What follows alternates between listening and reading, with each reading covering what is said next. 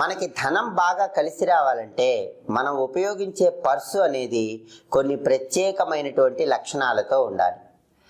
చాలామంది పర్సు ఉపయోగించేటప్పుడు కొన్ని జాగ్రత్తలు తీసుకోరు. దానివల్లనే ఆర్థికంగా సమస్యలు వస్తూ ఉంటాయి. ఎప్పుడు ధనం అనేది నిలబడదు. ఎప్పుడైనా సరే నలుపు రంగులో కానీ నీలం రంగులో కానీ ఉన్న పర్సులు ఉపయోగించినట్లయితే ధనం అనేది తొందరగా ఖర్చు అయిపోతుంది. కొత్తగా మీరు పర్సు ఎప్పుడు కొనుక్కున్నా శుక్రవారం పూట కొనుక్కోవాలి. శుక్రవారం పర్సు కొనుక్కొని ఆ పర్సుని పూజా మందిరంలో లక్ష్మీదేవి ఫోటో దగ్గర ఉంచాలి.